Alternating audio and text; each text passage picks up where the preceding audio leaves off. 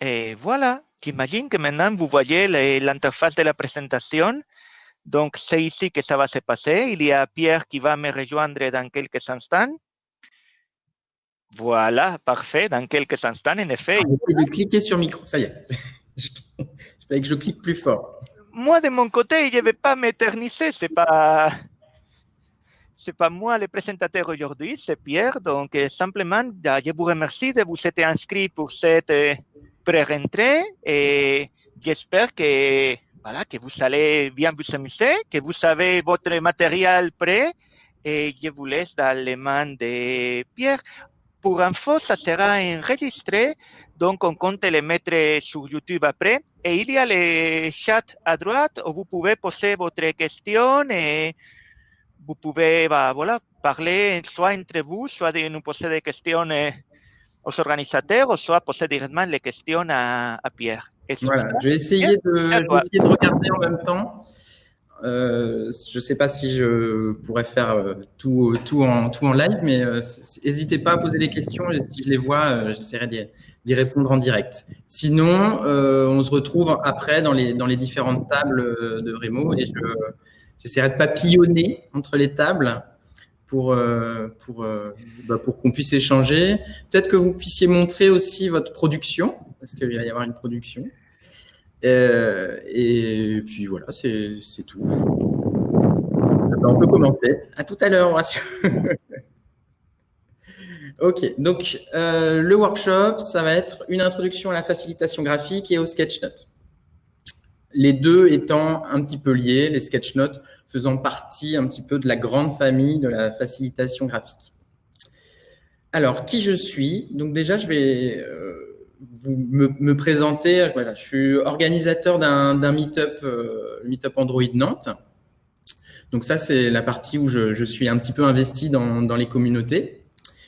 Je suis CTO d'Ecobox. Ecobox, c'est une solution d'expertise comptable solidaire. On essaye d'aider les micro-entrepreneurs en leur apportant pas juste de l'expertise comptable, mais de la gestion d'entreprise. Ça leur permet de fiabiliser un petit peu toute leur activité. Donc, c'est ce côté un petit peu solidaire, faire que leur activité perdure dans le temps. On est en train de mettre en place pas mal de petites choses numériques pour aider tout ça. Voilà. Je suis de temps en temps speaker. C'est pas mon activité principale du tout, mais j'avais fait une très belle année 2019. Alors j'avais mis un petit peu les différentes conférences auxquelles j'avais participé. Et enfin, je suis sketchnoteur. Alors, il y a deux facettes un petit peu. Pourquoi je me permets de vous présenter des choses sur les sketchnotes et la facilitation graphique? Alors, je suis un imposteur parce que je ne suis pas un facilitateur graphique. Par contre, pour vous introduire la facilitation graphique et les bases, je pense que mon niveau va suffire. Et surtout, en tant que sketchnoteur, par contre, j'en ai fait vraiment beaucoup. Donc, je vais vous présenter plutôt axé là-dessus sur les sketchnotes, ce que ça m'a apporté les sketchnotes et ce que ça pourra, j'imagine, vous apporter. Voilà. Donc le côté, je suis pas facilitateur graphique, mais quand même, je m'y connais un petit peu. Je pratique. Une définition longue, mais je trouvais qu'elle était complète sur ce que c'est que la facilitation graphique dont je vous parle depuis le titre. La facilitation graphique est une pratique qui utilise les médias graphiques pour favoriser les échanges et les réflexions au sein d'un groupe afin de lui permettre de construire une vision commune. Elle sert, alimente et accompagne un processus de collaboration. Alors en général, soit on est un petit peu formé à la facilitation graphique, on l'amène soi-même dans son entreprise, soit on fait appel à un facilitateur graphique, qui vient, soit par exemple quand vous avez des conférences ou des séminaires, être à l'écoute et puis restituer un petit peu ce qui se déroule lors de ces événements. Après, sinon, il peut y avoir aussi de la facilitation graphique au quotidien dans une entreprise. Et qu'est-ce que c'est que les sketchnotes? Alors, les sketchnotes, c'est pour moi une sous-partie de cette facilitation graphique, mais plus personnelle. C'est des notes visuelles riches, mélangeant écriture, dessin, lettrage, calligraphie. J'ai du mal à faire bien la différence entre lettrage et calligraphie. C'est s'amuser avec les lettres un petit peu. Des formes et d'autres éléments comme des flèches, des lignes, des boîtes. Voilà. En fait, on mélange un petit peu tout ce qui est ce qu'on peut faire avec un crayon sur du papier, ou les versions numériques fonctionnent aussi. Et on va essayer de faire passer des messages ou de prendre des notes en utilisant tout ce qu'on peut faire en dessin et écriture. Les sketch notes, pour moi, c'est un petit peu plus personnel que la facilitation graphique. Après, moi, j'ai tendance à publier mes sketch notes. Je les garde pas uniquement pour moi. Il y en a certaines qui sont facilement lisibles par d'autres, certaines qui malheureusement sont peut-être un petit peu plus difficiles par c'est pas forcément autoporteur comme support à tous les coups. Je crois qu'il y a des blagues qui circulent dans le chat. Bon, c'est pas grave. Voilà, quand je disais que j'avais fait pas mal de sketch notes, ça c'est fin 2019 où j'avais assisté à différentes conférences et du coup, ce qui est sympa, c'est que quand je suis speaker, du coup, j'en profite pour assister à tous les autres talks que je peux et j'essaye d'en faire des sketch notes que je publie. Début 2020, il y en a eu encore un tout petit peu des conférences, mais ça s'est vite arrêté. Et après, c'est vrai que c'est plus difficile pour moi de rester assister à des conférences en remote vraiment toute la journée. J'ai essayé un petit peu, en fait, on est toujours dérangé par le téléphone, une urgence, quelque chose. Et du coup, j'ai beaucoup moins de sketch notes en 2020. J'ai un peu levé le pied, c'est dommage. Alors, qu'est-ce que c'est que les sketch notes? Si on devrait garder la principale notion autour des sketch notes, c'est les sketch notes, il faut vraiment retenir. Vous allez prendre en note les principales idées qui émergent d'une conférence ou d'une réunion. Ça marche très bien en réunion aussi, les sketch notes. Et c'est pas de l'art, c'est-à-dire que si vous voulez vous lancer à vraiment dessiner des choses très précises, vous n'aurez pas le temps de choper toutes les idées. Donc, il faut faire des petits dessins rapides, des pictos un peu. Donc, par exemple, si vous voulez faire passer l'idée d'un véhicule, d'une voiture ou de déplacement interurbain ou que sais-je, vous voulez peut-être modéliser une voiture. Voilà, là, vous avez la petite voiture en quelques traits de crayon. Elle suffit largement par rapport à la BMW qui est plutôt sur la droite là. Les deux vont faire passer quasiment les mêmes notions. Et à la limite, si vous voulez dire c'est une voiture chère, vous dessinez un euro à côté de la voiture et elle va devenir une voiture chère. Voilà, c'est possible de faire ça beaucoup plus simplement. Maintenant, je vais vous parler de ce que les sketch notes m'ont apporté. Alors, il y a une théorie, la théorie du double codage, qui a été validée par un certain nombre de recherches scientifiques. Alors, si vous allez sur le wiki de double codage en français ou la version anglaise, il y a une liste des études scientifiques qui ont été faites là-dessus. Alors, qu'est-ce que c'est que le double codage? En fait, c'est quand on utilise le mode verbal et le mode visuel, c'est-à-dire quand vous allez utiliser du texte et des images, ça active normalement plusieurs zones différentes de votre cerveau. Et ça amène un certain nombre de bénéfices. Comme chez moi, j'ai l'impression que je suis beaucoup plus concentré, j'ai une écoute beaucoup plus attentive. Alors, est-ce que c'est vraiment cette théorie du double codage qui agit, ou est-ce que c'est juste le mode un peu, je suis comme à la chasse aux Pokémon, j'essaye de choper toutes les idées intéressantes? Je ne sais pas. Mais en tout cas, chez moi, ça fonctionne. Avant, j'arrivais jamais à suivre une conférence de 40 minutes. Maintenant, ça le fait très bien. Et l'autre bénéfice que j'ai également noté, c'est la mémoire. Donc là, ce verbal plus visuel, on active plusieurs zones dans le cerveau et ça, on mémorise peut-être ces deux choses. Alors peut-être que certains vont mémoriser plus le verbal, d'autres peut-être plus le visuel. Moi, j'ai l'impression que c'est les deux. Les deux participent à cette mémorisation. Donc c'est intéressant d'avoir ça. En regardant une sketch note que j'ai faite 1 an auparavant, j'ai des phrases qui me reviennent. Je me rappelle de certaines situations. Donc c'est beaucoup plus intéressant que juste regarder des notes uniquement texte prises il y a 1 an auparavant. Je vais avoir beaucoup moins de souvenirs de l'instant.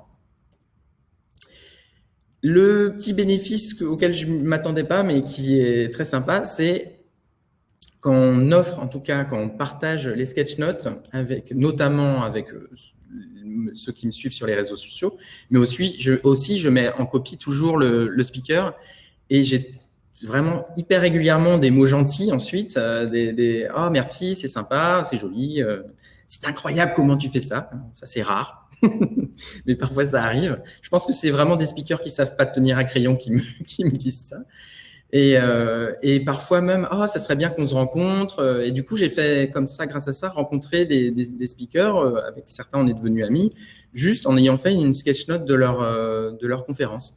Donc, ça permet, au lieu d'être à vouloir poser des questions à un speaker et être dans le sens auditeur-speaker, là, parfois, la demande, elle vient en sens inverse et le speaker veut vous parler. Donc, je trouve que c'est d'autant plus intéressant pour ensuite avoir des chouettes conversations avec ces personnes. Voilà, donc c'est rencontrer du monde, de l'amour. Alors maintenant, on va voir comment on fait des sketch notes. Alors, la question en général que je pose, parce que tout le monde me dit « Ouais, mais moi, je ne sais pas bien dessiner. » Alors, on peut vous poser la question, savez-vous dessiner ? En général, est-ce que vous pouvez mettre dans le chat, là, si vous savez dessiner ? J'attends. Non. Ah, bof. OK. Alors, ça tombe bien, parce que si vous savez dessiner, en fait, ce qu'on va vous demander, c'est un niveau à peu près CP de dessin. Voilà, niveau grande section, c'est un peu juste. Moi, je mettais niveau CP. Les bonhommes bâtons, ça passe. Chacun fait les bonhommes un peu comme ils veulent. Il va falloir juste, on va voir ensuite, là, vous allez prendre le crayon et on va commencer à dessiner. Il faut savoir dessiner vraiment des choses de base, des traits, des carrés, des ronds. Et après, on s'entraîne, on fait des petits bonhommes. Au début, on commence à faire des bonhommes bâtons. Et puis après, on leur fait un corps un peu plus arrondi. Et puis, on va pouvoir exprimer des choses, des actions avec ces bonhommes. Et même un bonhomme bâton permet d'exprimer pas mal de choses. Si on s'amuse avec, on peut le faire courir pour dire, tiens, c'est un personnage qui se déplace. On peut le faire sourire aussi ou ne pas être content, avoir les bras comme ça, ou alors il a perdu, on lui fait se gratter la tête avec un petit point d'interrogation au-dessus. Le bonhomme bâton, il peut être très expressif. Donc, c'est pas forcément grave d'avoir des bonhommes bâtons. Après, ce que je sais, c'est que les facilitateurs graphiques, souvent, ils ont leur style de bonhomme et en général, ils ont des bonhommes qui claquent bien. Alors, effectivement, quand on regarde ça, c'est un petit peu déprimant. On se dit, j'y arriverai jamais. D'où l'intérêt de suivre ce workshop avec quelqu'un qui dessine des bonhommes. Alors, ils sont pas bâtons. Moi, je fais un rond au milieu, mais qui dessine des bonhommes vraiment pas super. Donc, vous allez voir, ça va vous détendre un petit peu. Au niveau matériel, on peut démarrer comme je mets un petit carnet et un crayon bic, ça marche. Oui, les bonhommes patates, c'est ça marche très bien, les bonhommes patates. Donc, un petit carnet avec un crayon bic, ça va fonctionner. Hein, pour démarrer, moi, j'ai commencé avec ça. Alors, comme je suis un peu geek et que j'aime bien la course à l'armement, rapidement, je suis passé sur des carnets Moleskine et puis j'ai acheté des crayons. Alors là, je mets des Faber-Castell indélébiles noirs, mais j'ai pas d'action chez Faber-Castell. Donc, il y a plein d'autres marques qui font des crayons indélébiles qui sont très bien pour dessiner. Et ce qui est sympa, par contre, c'est les crayons à double pointe. Là, vous voyez les crayons feutres qui sont au-dessus. Une double pointe, il y a une pointe crayon classique et une pointe un peu pinceau. Et ça, c'est vraiment chouette. Alors, je connais 2 marques qui en font. Il y a peut-être d'autres marques moins connues qui en font. Donc, il y a Tombow, qui est une marque japonaise, et puis il y a Koi. Je sais pas d'où est cette marque-là. Koi, je crois que c'est un petit peu moins cher. On les trouve chez Cultura, au Géant des Beaux-Arts. Peut-être on peut peut-être même les trouver en grande surface. Ça, j'en ai pas forcément. Je les ai pas cherchés en grande surface, mais ça se trouve, il y en a. Mais on les trouve un peu partout. Et sinon, dans les Cultura, oui. La dernière fois que je suis passé, j'en ai vu. Je me suis dit cool, on peut en trouver là. Au Centre culturel Leclerc aussi, on en trouve. Voilà. Après, il y en a qui font des sketch notes avec de l'aquarelle. Horatio, par exemple, il prend ses notes au crayon noir et à la fin, je l'ai déjà vu appliquer de la couleur à l'aquarelle et ça rend sympa en fait. Hein. C'est c'est chouette. Et puis, il y a plein de petites solutions pour faire de l'aquarelle en mode un petit peu transportable avec des pinceaux à réservoir d'eau. Et ensuite, vous n'avez plus qu'à tremper dans les godets et puis faire vos couleurs. Et après, un petit chiffon, vous nettoyez votre truc et puis c'est chouette. Ouh là là, Horatio, je ne comprends pas. Il doit y avoir un correcteur orthographique. Je ne comprends pas ce que tu as voulu mettre. Des touches de couleur, ne pensez pas quelque chose de plus élaboré. Ah oui, d'accord. Okay. Oui, c'est des petites touches de couleur, mais ça rend vraiment sympa de rajouter de la couleur sur les sketch notes. La couleur, c'est important. Et après, si vous avez le budget et l'envie, ou l'iPad Pro, c'est vraiment moi, c'est ce que j'ai. Un petit iPad Pro 11 pouces avec un Apple Pencil et c'est vraiment chouette.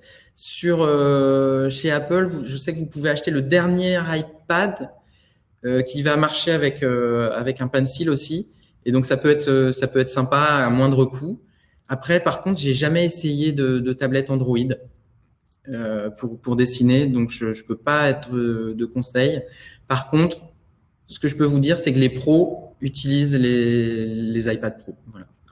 Parce qu'en mobilité, pour pouvoir dessiner en mobilité, c'est le top, quoi. Actuellement, il n'y a pas vraiment de concurrence. Crayon Koi, j'ai raté la deuxième marque. Tombow. Alors, hop, je vais taper. Donc, Koi, je crois qu'il y a un truc. Oh. Tombow. Hop. Voilà. Mais j'avais fait une liste de courses. Je ne sais plus comment ça s'appelle ce site. Je vais la reposter sur Twitter pour que vous puissiez voir si vous avez envie. Mais après, faut vraiment se faire plaisir, aller dans un magasin et puis regarder un peu les crayons, toucher les choses. Allez, Neuland, c'est très bien comme marque. Les facilitateurs graphiques utilisent beaucoup les Neuland. C'est vrai que j'ai pas cité parce que c'est pas donné par contre. Allez, on va passer sur les bases des sketch notes. Donc là, vous prenez votre crayon et les Neuland, c'est très bien parce qu'ils se rechargent. Oui, j'avais vu ça. Et c'est vrai que pour ceux qui ont vraiment tendance à utiliser, d'où les facilitateurs graphiques qui utilisent des crayons à haute dose, le fait de pouvoir les recharger, je pense que c'est peut-être qu'ils économisent et ça doit être meilleur pour la planète. Voilà, donc tout gagnant, tout bénef. Alors, on va passer aux bases. Donc là, je vais sortir mon iPad. Je vais arrêter le partage de ça et je vais lancer le partage de l'iPad. Hop. Pourquoi on ne voit pas? Hop. Tac. Enregistrement vidéo. Ça y est, je l'ai trouvé. Et voilà. Donc là, vous pouvez imaginer que, vous voyez, c'est une page. Je vais vous mettre un petit indicateur. Moi, j'utilise ça régulièrement en conférence pour saisir. Voilà, non, c'est un peu trop foncé. Je vais mettre hop. Je prends. Si, c'est bon. Tac, tac, tac. Non. Un peu moins. Tac. Voilà. Je sépare un peu je fais un petit quadrillage. Donc là, je peux parce que effectivement, il y a des histoires de calque. Je vais utiliser des calques. Là, j'utilise Procreate pour ceux qui connaissent ou qui ne connaissent pas. C'est une application qui est payante.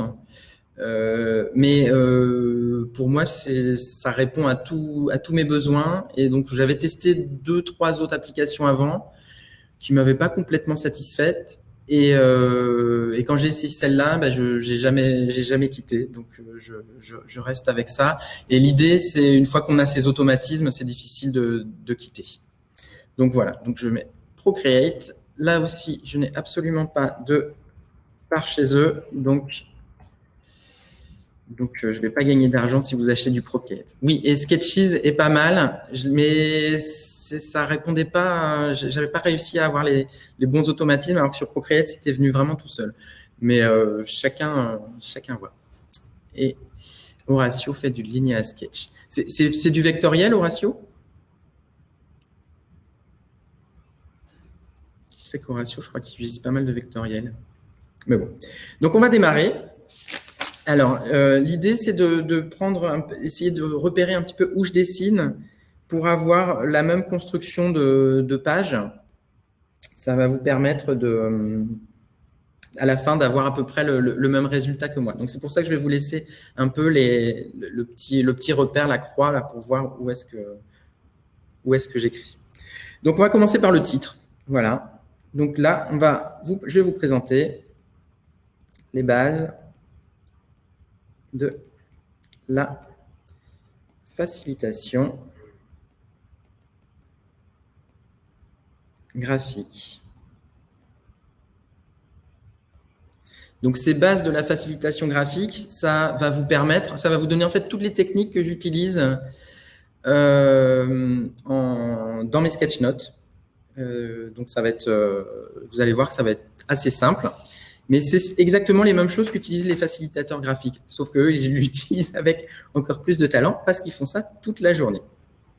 Alors, on va démarrer avec vraiment les éléments de base. Donc là, je vais écrire base. Après, on peut pas avoir un titre trop long. Donc, les éléments de base, on va démarrer avec le point. Je pense que là, je ne sais plus qui me disait qu'il avait un petit peu de mal. Je pense qu'on n'a pas perdu trop de monde encore. Donc, le point. Ensuite, on peut faire aussi le trait dans tous les sens. Ça peut être un grand trait si on veut. Ne faites pas. Ensuite, on peut faire plusieurs traits et faire des formes. Par exemple, un triangle. Donc, les autres formes classiques, le carré. Après, attention, on augmente dans le niveau, le rond. Et ensuite, la dernière forme, pour moi, la forme qui peut être intéressante parfois, la forme un peu patate. Voilà, on dessine une forme, voilà, juste faire le trait et puis ça forme quelque chose. Donc, juste pour dire qu'à partir de ces différentes formes, on peut faire beaucoup de choses. Donc, à partir de ces bases-là, on va pouvoir faire des pictos. Les pictos, on peut aussi l'appeler le vocabulaire graphique ou le vocabulaire visuel. C'est les petits dessins que vous allez réutiliser régulièrement. Donc, tout à l'heure, on parlait des bonhommes bâtons, par exemple. Bah, ça fait partie de votre vocabulaire visuel. Moi, il y a un certain nombre de choses que j'utilise régulièrement dans mes sketch notes. Par exemple, si je veux attirer l'attention, je peux faire un petit panneau warning. Voilà, ça attire l'attention. Sinon, si je dis « Ah tiens, il faudrait regarder ça », on peut faire des lunettes. Donc, 2 ronds, hop, la petite truc du nez, je ne sais plus comment ça s'appelle, et puis les branches. Et voilà, et vous avez des lunettes. Je pense que ça reste accessible pour ceux même ceux qui démarrent le dessin. S'il y a la notion de danger ou faire attention ou des risques, moi j'aime bien dessiner des bombes. Alors, ce qui est pas mal sur Procreate, là, c'est que je peux remplir des zones. Donc, je triche un peu. Mais sinon, en coloriant, ça marche aussi. Et hop, tic, tic, tic, tic, tic. Voilà, donc j'ai fait une bombe. J'aime bien laisser un petit rond. Hop, oula, il est trop gros mon rond. J'aime bien laisser un petit rond pour faire comme si c'était un petit reflet. Mais bon, chacun a sa façon de faire une bombe. Mais je trouve qu'on reconnaît que c'est une bombe. Et ensuite, dans mon métier, là, c'est plutôt l'informatique. Donc, je suis souvent amené à dessiner des ordinateurs, un smartphone. Tac. Donc, l'ordinateur, je fais juste un rectangle, un deuxième rectangle en dessous, un peu penché, et puis je quadrille avec des traits. Voilà. Donc, très rapidement, on a un ordinateur portable, celui-là. Donc, je ne me lance pas dans les détails à me dire « Ah, c'est un Mac, je vais faire un trackpad, non. L'idée, c'est d'aller assez vite. Après, si vous avez le temps, vous pouvez, hein, mais l'idée, c'est quand même d'aller assez vite. En général, les smartphones, je fais une zone en haut, une zone en bas. On peut imaginer de mettre un petit bouton, des trucs comme ça. Et puis, tout à l'heure, une voiture. Moi, je ne m'embête pas. Tic, tic, tic. Hop, voilà, j'ai ma voiture. On peut lui faire une petite antenne si on veut, ou pas. On peut lui faire des portières, ou pas. Ça dépend où on veut s'arrêter. On peut la faire avancer en faisant des petits trucs. Ou alors, on peut dire que c'est une voiture qui pollue en faisant de la fumée. Voilà, ça, c'est possible. Et vous voyez que j'ai utilisé normalement que les éléments de base. Les roues, c'est des ronds. Après, j'ai fait une sorte de rectangle. J'ai fait un autre rectangle au-dessus. Et puis, voilà, je fais des petits traits. Ça fait une voiture. Chacun développe un peu son… L'idée, c'est de développer son vocabulaire visuel en les faisant régulièrement. Donc, plus on fait de sketch notes, plus on développe son vocabulaire et plus on affine et parfois plus on va à l'essentiel. En fait, on enlève des traits. Il y a des exercices de dessin où au début, on a 5 minutes pour dessiner quelque chose et à la fin, on a 5 secondes pour dessiner quelque chose. Et on remarque que, en fait, en 5 secondes, parfois, on va à l'essentiel et finalement, c'est aussi sympa. Voilà. Surtout pour ceux qui ne savent pas forcément très bien dessiner, autant aller à l'essentiel. Troisième petit point, les personnages. Donc là, on arrive sur les bonhommes bâtons. Donc, le bonhomme bâton de base, hop, qui est un peu basique. Voilà, un peu… on ne sait pas trop forcément quoi en faire. C'est quoi la dernière base à côté du rond? C'est une patate. Oui, c'est le patatoïde. J'aurais pu… C'est le barbapapa un peu. En gros, c'est une forme. Moi, j'aime bien les faire un peu plus arrondis. Ça leur donne un petit peu plus une présence dans l'espace. Bon, c'est léger, mais moi, mes bonhommes, je les fais comme ça. Après, l'idée, c'est d'animer les personnages. Donc, par exemple, on peut le faire courir, ce bonhomme. Hop, tac, tac, tac, un bras devant, hop, tac, tac. La petite tête, et puis on peut lui donner un peu cet air. Voilà, là, il est en mouvement, donc ça, c'est intéressant. On peut le faire sauter de joie, on peut, voilà, par exemple, ouais, ah, youpi. Voilà, là, il saute, il bouge les bras. On peut faire… Donc, les petits traits pour faire les mouvements, j'aime bien. Je ne sais pas s'ils sont complètement bien maîtrisés, mais en tout cas, je trouve ça sympa. Et après, la petite subtilité que les facilitateurs graphiques utilisent vraiment très régulièrement, c'est pour représenter des groupes de personnes. Alors là, on fait une sorte de petite vague comme ça.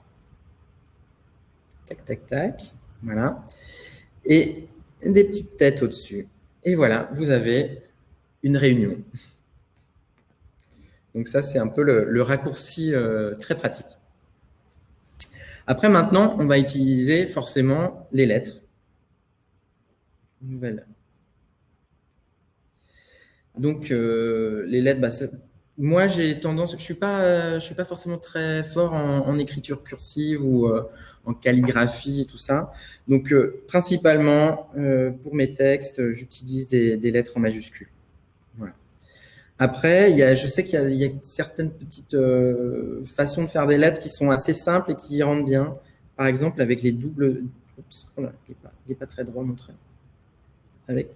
Voilà. Par exemple, faire un T avec des doubles traits comme ça donne un petit aspect sympa. Le faire en épaisseur. Voilà, un petit T en épaisseur. Après, il y a des lettres cursives qui sont pas trop compliquées à faire, que j'aime bien. Et surtout, voilà, bon, là, un petit L majuscule, par exemple, et on peut leur appliquer un peu de gras juste sur les éléments qui sont un petit peu en descente, comme ça. Ça donne un petit style assez simple. Ça fait comme si on était un calligraphe, alors qu'en fait, c'est la grosse triche. Sinon, mettre en gras. Mettre en gras, on dessine sa lettre et puis on va l'écrire en plus gras.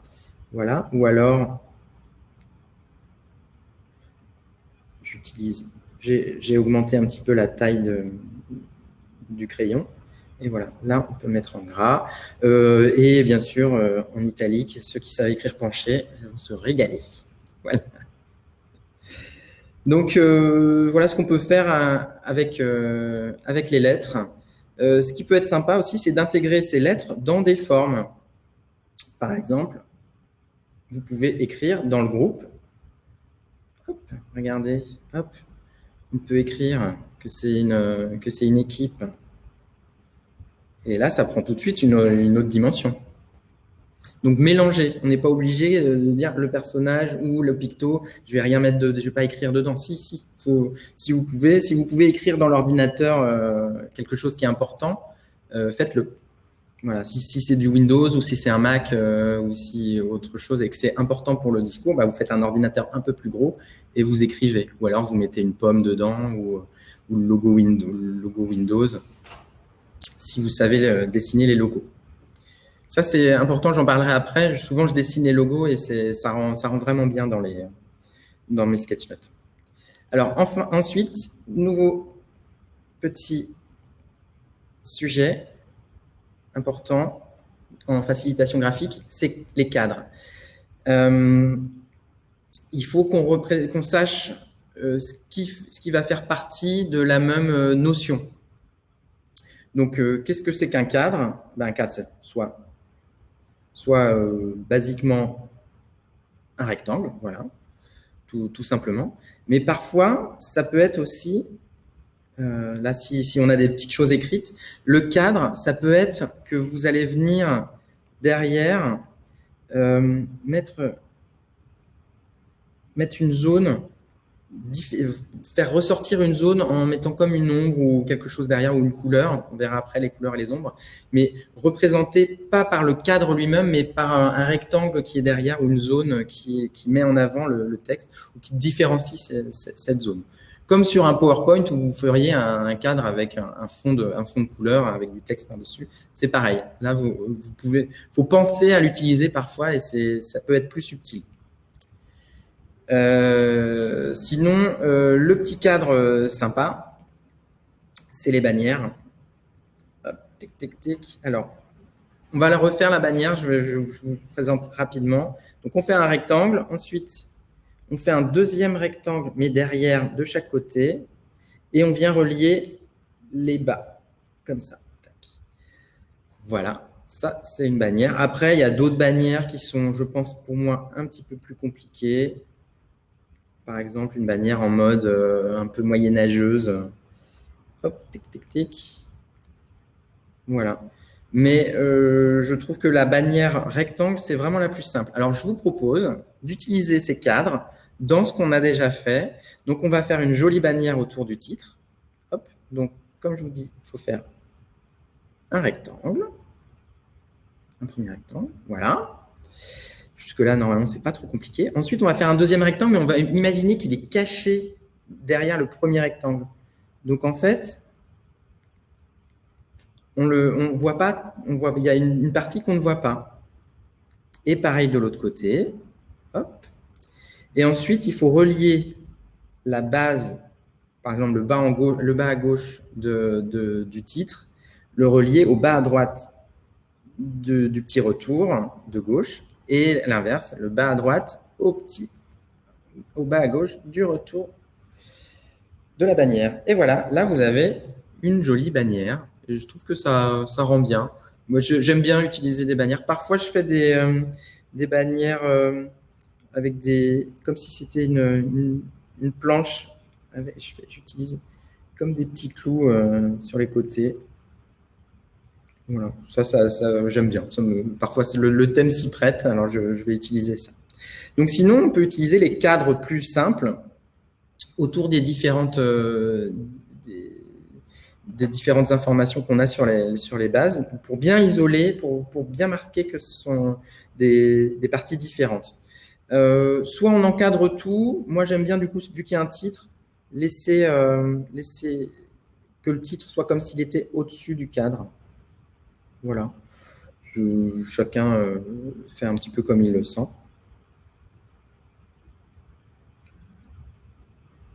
Alors, pour information, ce petit workshop, il m'a été transmis par une collègue qui elle-même l'avait vu présenter par Marc Duguay, qui est un facilitateur graphique nantais.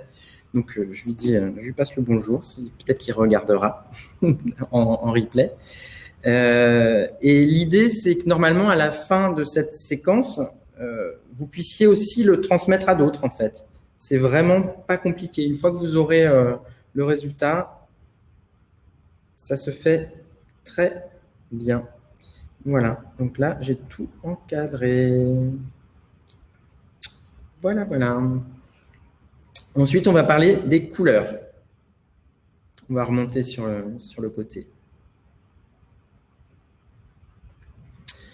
Alors, normalement, c'est préconisé d'utiliser 2 couleurs max, enfin du noir plus 2 couleurs. Alors, c'est une règle comme une autre, c'est-à-dire c'est mieux de la suivre, mais parfois c'est bien de ne pas la suivre. C'est à vous de voir. Donc, 2 couleurs max.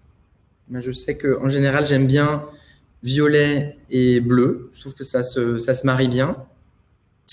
Après, il y a plein d'autres. C'est à vous de trouver les couleurs qui vont aller bien ensemble.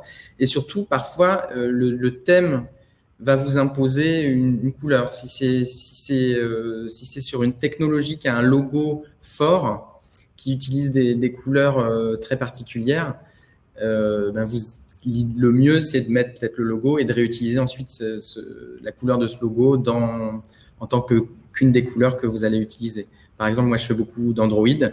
Le logo d'Android, c'est un petit robot vert. En général, du coup, je continue à utiliser du vert. Ma tablette est noir et blanc. Ah ben voilà, Philippe, on a perdu Philippe. Donc, 3 couleurs. Oui, d'accord. C'est pour ça que je précise bien le noir plus 2 autres couleurs au choix. Mais le noir, en général, on n'a pas trop le choix, donc je le mettais en couleur imposée. Donc, je vais plutôt utiliser du noir. Alors, l'idée, évidemment, c'est d'utiliser ces couleurs dans vos pictos, par exemple. Donc, le orange, là, il peut me servir pour faire les petites étincelles de la bombe. Le bleu, je peux m'en servir sur les écrans, sur les lunettes. Hop, ça fait sympa. On peut même les mettre… par exemple, j'utilise régulièrement des couleurs pour différencier des personnages. Par exemple, il y a une équipe… si on veut dire une équipe pluridisciplinaire, il va y avoir, je sais pas, les développeurs, l'UX, le leader, je sais pas, le manager. Ça peut être pas mal de les différencier avec des couleurs. Et après, peut-être dans votre note, rappeler ces différentes couleurs. Ça peut être un bon indice. Et à ce moment-là, si vous avez par exemple 3 ou 4 notions vraiment différentes, c'est là où il faut faire exploser le nombre de couleurs. Il faut utiliser 4 couleurs différentes et ça va vraiment ressortir. Enfin, c'est un conseil que je donne. Mais au début de mes sketchnotes, j'utilisais vraiment tous mes crayons parce qu'on n'a pas acheté une grosse boîte de crayons pour rien. Et c'était quand même relativement sympa. On peut écrire en couleur aussi. Hein, dans les titres, ils peuvent être en couleur. De toute façon, il n'y a rien d'interdit. Allez-y, faites-vous plaisir. Il n'y a aucun souci. Et testez. Il ne faut vraiment pas hésiter à tester. Je sketch des infras et du coup, j'ai une couleur par type. Ouais, voilà. Ouais. Et tant que tu n'as pas 50 couleurs, ça reste lisible, quoi. Je pense que… Oui, mais on y vient après, Virginie, tu vas trop vite. On arrive. Justement, les ombres. Les ombres qui sont une nouvelle couleur. Alors, soit on a un crayon gris ou une tablette qui nous permet de faire du gris. Et donc, on utilise du gris pour faire les ombres. Hop, je me mets en mode un peu ombré. Non, c'est pas encore bon. Voilà, ça fait des ombres sympas, comme ça. Si on n'a qu'un crayon bic, eh ben on peut faire les ombres en mode hachuré et ça va fonctionner très bien. Voilà, je fais mon petit carré et hop, je hachure. Et ça nous fait des ombres qui fonctionnent. Voilà. Si vous avez, on n'est pas obligé d'être équipé de folie pour démarrer. Donc là, on peut du coup, en fonction de votre matériel, faire les ombres qui vont bien. Moi, j'aime bien rajouter un peu d'ombre, par exemple, sur le titre. Hop, on dire que la bannière, elle ressort un petit peu. Là. Voilà, faut avoir cette notion de d'où vient la lumière. Donc, si je me dis que la lumière elle vient en haut à gauche, je vais mettre plutôt dans les éléments. Je vais mettre en dessous et à droite sur les éléments. Vous pouvez aussi mettre des ombres sur les personnages. Voilà, ça c'est possible. Dire que ça peut peut-être le faire ressortir dans votre note. Mais après, j'aime bien mettre des ombres sur les encadrements. Faut y aller de façon mesurée. Parfois, c'est un peu bourrin. Mais bon, j'aime bien me faire plaisir. Hop. Et voilà. Pouf. Bon, ça commence à prendre forme. Alors, on est presque à la fin. Il reste 2 éléments intéressants dans les bases de la facilitation graphique. L'autre élément qui manque là, c'est les connecteurs. Hop, non, je ne vais pas écrire en noir. Je ne vais pas écrire en gris. Tic, tic, tic. Pouf. Les connecteurs. Alors, qu'est-ce que c'est que des connecteurs? Excusez-moi, c'est tout simplement des flèches. Voilà. Après, il y a vraiment la flèche toute simple, un peu. Bon, c'est pas très joli. Après, on peut se dire, ouais, je suis presque un facilitateur graphique et je vais faire une jolie flèche un peu en 3D, comme ça, un peu plus en volume. Voilà. Après, il y a d'autres connecteurs qui sont plus subtils et un peu comme quand je vous ai dit le cadre avec une zone dessinée dessous. Vous pouvez imaginer, par exemple, qu'il y ait des éléments qui sont un petit peu dispersés et vous avez envie de les relier entre eux. Eh bien, vous pouvez faire un petit chemin comme ça qui traverse les éléments. Voilà. Ça peut être tout à fait plus subtil que des grosses flèches qui vont de l'une à l'autre. Donc, hop, j'encadre mes connecteurs et je vais... Là, ça n'a pas forcément de sens de connecter les différents éléments entre eux, à part pour dire, voilà, on va du plus simple au peut-être plus compliqué ou donner un petit peu une temporalité à notre note. Là, ça se justifie. En temps normal, je ne ferai pas vraiment de connecteur, mais je trouve que ça fait joli. Donc, si vous voulez vos flèches un petit peu en volume, comme ça, vous pouvez les colorier aussi. Tac. Et voilà, le dernier. Et on va à la dernier élément de la facilitation graphique, l'organisation. Alors, c'est quelque chose qu'on me demande beaucoup. Comment tu organises ta page? Comment tu décides au début de ta prise de notes ce que tu vas faire? Alors, moi, en début de prise de notes, si j'ai aucune indication par le speaker, je démarre en mode carnet. Voilà, avec... Moi, je vais mettre en couleur, ça va ressortir. Voilà. En mode un peu... Il y a le titre en haut et sinon, il y a j'imagine 2 pages avec une lecture de haut en bas et de gauche à droite. Voilà. Ça, c'est vraiment si j'ai aucune indication.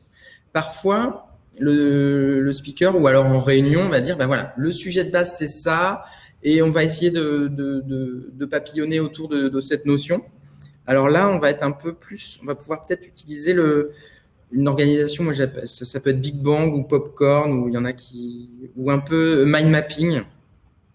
Donc, on part d'un élément de base et puis on va mettre des éléments autour qui eux-mêmes peuvent avoir des petites choses qui en découlent. Voilà. Ça, c'est plus mind mapping. Parfois, ça se justifie assez rapidement. Le speaker va vous donner des indications ou alors la réunion, on est vraiment en mode mind mapping.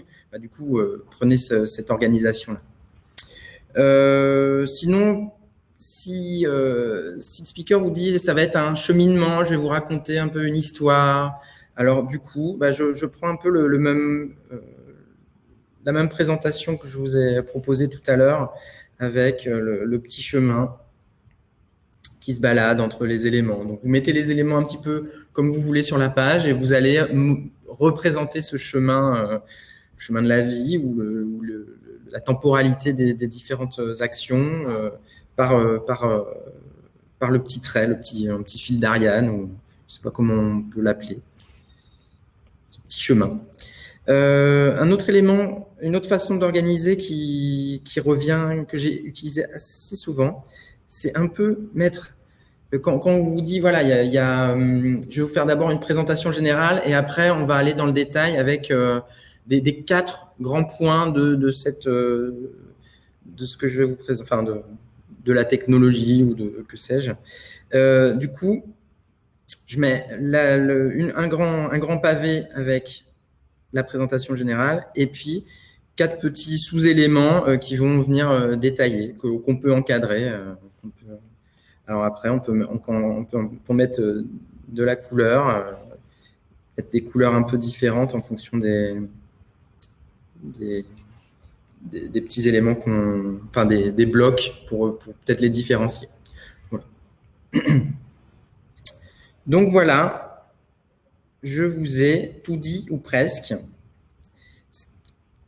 sur la facilitation graphique. Normalement, vous devriez avoir une page qui ressemble à peu près à ça. Donc, si c'est le cas, bah, super, je suis content. Si c'est moins le cas, bah, c'est dommage, mais vous allez, c'est pas perdu, vous allez pouvoir progresser. Allez, je fais les petites ombres et puis je dis que j'ai fini. Hop, et hop. Voilà, là, pour moi, ça fait une petite note un peu finie. Je pourrais passer du temps à colorier les flèches, mais bon, c'est pas grave, c'est pas vraiment indispensable. Voilà, je pose le crayon et je vais rebasculer. Est-ce que tout le monde a fini? Ou est-ce que vous avez besoin d'un petit peu de temps? Je vais laisser afficher comme ça et je vais… Ah ben non, je ne peux pas partager plusieurs choses en même temps. Moi, il m'a fallu 3 pages, mais mon stylet manque de précision. Oui, c'est vrai que l'iPad, c'est incroyable. Le stylet, il est hyper précis. Et ça réagit immédiatement. On a vraiment l'impression d'utiliser comme un crayon. Tu peux faire une capture de ton écran. Oui.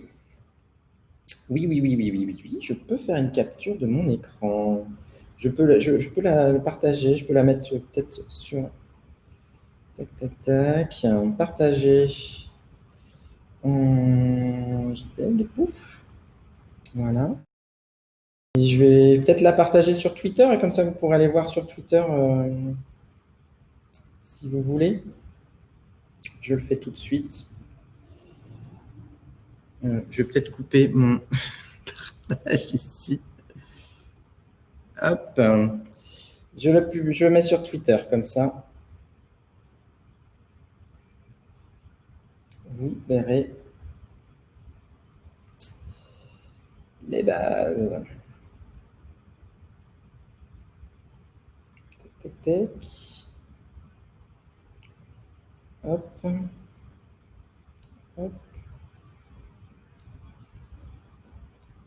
Et voilà.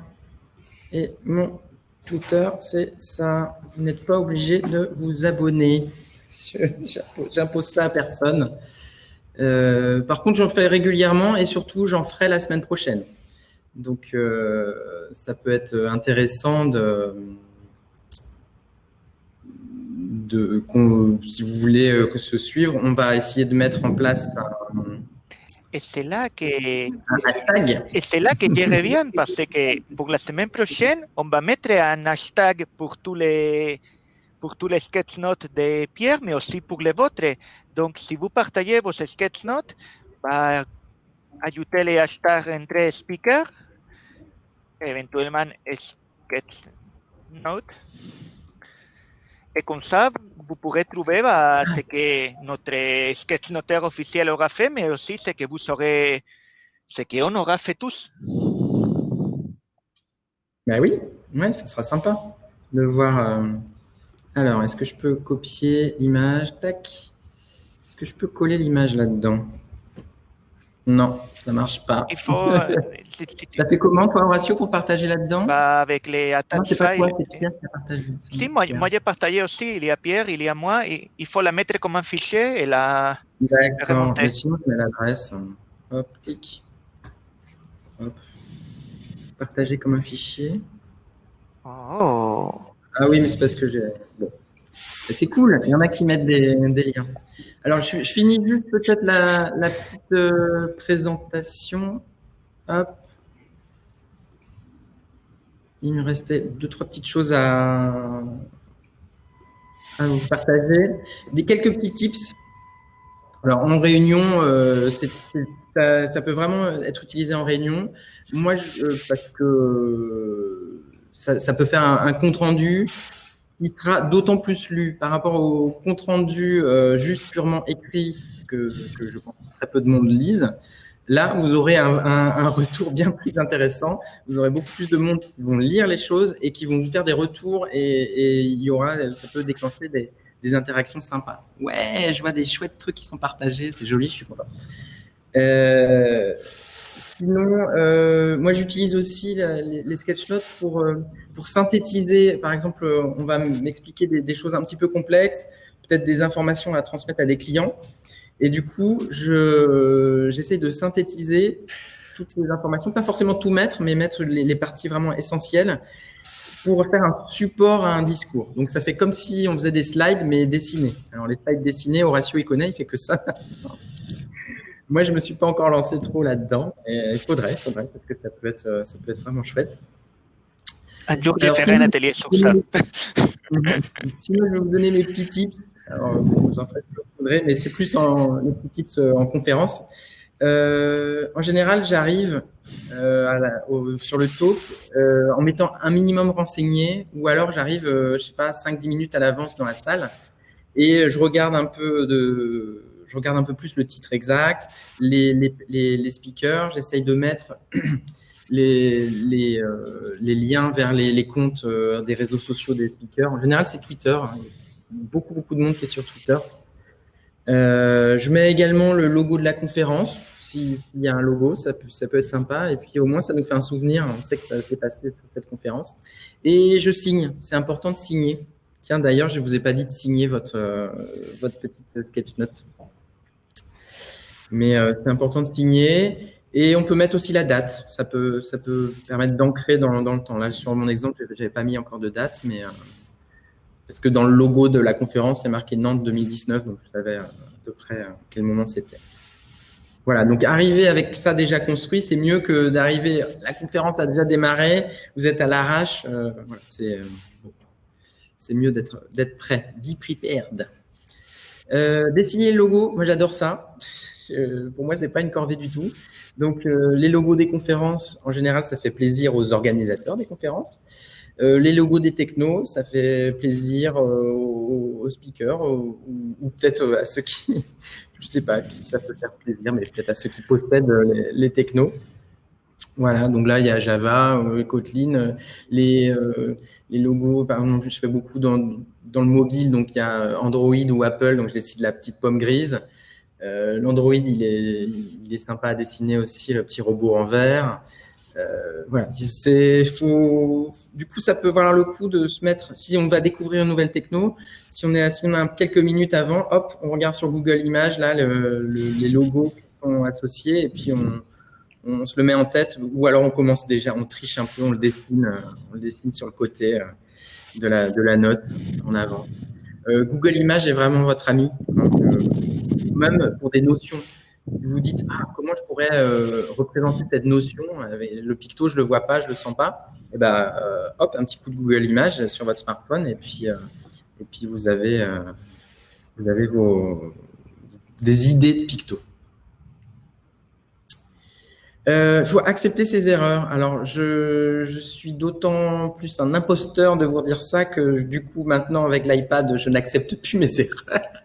Mais quand on dessine sur du papier, c'est pas grave. S'il y a une erreur, s'il y a une faute d'orthographe, une lettre en moins, hop, on rajoute la lettre quelque part et puis on fait une petite flèche. Ou alors on va faire. Je sais qu'il y avait une personne qui quand elle faisait des erreurs, en fait, elle dessinait des fleurs ou des cœurs par-dessus l'erreur. Et puis, comme ça disparaissait. C'était rigolo. Autres erreurs, si vous avez des grands vides, c'est difficile de savoir quand est-ce que le speaker va s'arrêter de parler. Alors, comment on répartit son espace, comment on organise là aussi, il faut accepter de se tromper. Parfois, on a rempli notre page et le speaker continue de parler des trucs super intéressants. Et c'est comme ça. On peut démarrer une deuxième page ou alors se dire, voilà, j'ai pris que ça en note et puis tant pis. On met 3 petits points à la fin, par exemple, etc. Ou alors, l'inverse, le speaker, il arrête très tôt. Ou alors, les infos les plus importantes ont été dites au début et le speaker, il va terminer avec du live coding sur lequel on n'a pas grand-chose à sketchnoter. Là, on peut du coup soit dessiner, soit écrire live coding en joli typo pour meubler, pour combler. Voilà. Donc, c'est pas forcément des erreurs là, mais c'est comment réparer un peu les contraintes du direct. Quelques tips, moi ça m'est venu petit à petit, j'y avais pas forcément pensé, mais par exemple les puces de couleurs sur lesquelles je viens effacer. Alors du coup ça marche pas quand on est sur papier, encore qu'on peut imaginer de dessiner en contour, ça devient un petit peu plus compliqué. Mais sur tablette, par contre, ça fonctionne super bien. On fait un pavé de couleurs et on vient écrire dessus en blanc. Ça marche bien, c'est très, très visuel, très graphique. Ce qui marche bien aussi, c'est mettre de la couleur, par exemple, dans les points d'exclamation. J'utilise souvent des points d'exclamation un petit peu en relief, comme ça, enfin, en gros. Du coup, le remplir de couleurs, ça le fait ressortir, j'aime bien. Les points d'interrogation aussi, je les dessine gros et je mets de la couleur dedans. Sinon, pourquoi ne pas utiliser un cadre de la forme du texte qui est contenu dans ce cadre? Donc, par exemple, un outil, je le mets dans une clé, je ne sais pas quelle clé c'est, je suis nul en bricolage. Mais bon, voilà, l'idée, c'est de s'amuser aussi avec les cadres, de sortir du cadre, sortir out of the box. Sinon, on peut écrire les textes au bord, les contours. Là, on peut écrire le texte autour. Une petite lampe. Tiens, ça, c'est un picto que j'utilise très régulièrement aussi, la petite lampe. On fait un petit triangle. Au-dessus, on fait un rectangle avec quelques petits traits pour faire la douille. Un rond au-dessus et puis un petit zigouille pour faire le filament. Des petits traits qui partent pour faire l'éclairage. Et voilà, vous avez une lampe. Vous pouvez en plus faire varier jouer avec les lampes et les couleurs pour dire ça c'est une idée plutôt de tel type ou une autre idée. Le concept d'idée avec la lampe, c'est hyper intéressant. Et sinon, d'autres choses comme utiliser des mots ou des textes comme des séparateurs. Donc là, vous voyez, something new, je l'ai utilisé pour démarquer, pour faire une sorte de frontière entre deux blocs. Pourquoi pas? Faut pas hésiter à mélanger, à s'amuser un petit peu avec toutes ces techniques. On me demande souvent quel bouquin je dois acheter pour démarrer. Alors moi, je vous donne le bouquin que j'ai acheté pour démarrer. Voilà, Mike Rohde, c'est celui qui a mis le mot sketchnote. Avant Mike Rohde, il y avait des notes des notes dessinées, déjà ça existait, c'est pas lui qui l'a inventé. Par contre, c'est lui qui a mis vraiment le mot et aussi qui a fait pas mal de recherches et qui a travaillé avec des scientifiques pour bien comprendre comment tout ça fonctionne. Donc voilà, si j'avais un bouquin à vous conseiller, c'est celui-là. Depuis, voilà, Horatio est fan. Tu les as dédicacés ou pas? Ouais. Et sinon, il y en a plein qui existent faits par des Français et qui sont sûrement très bien. Je ne les connais pas. Parce que le gros conseil que je vous donnerais, c'est pas forcément d'acheter 50 bouquins, mais peut-être en acheter un et de pratiquer, de pratiquer, de pratiquer. Voilà, c'est tout. Et même sans avoir de bouquin, juste avec les petites notions que je vous ai données, normalement, c'est en gros, grossièrement ça qui va être repris dans les différents bouquins. Donc, voilà, essayez, allez-y, et puis vous verrez que finalement, c'est pas si compliqué. Voilà, donc est-ce qu'il y a des questions qui restent? Sinon, on va pouvoir échanger dans Remo. Parce que, Pour les questions, je pense qu'on peut aller directement sur Remo. Et de toute façon, il y a le chat général, donc les gens se déplaceront sur la table qui est, comme ça on va… Voilà, on va faire ça. Bon, allez, à tout de suite.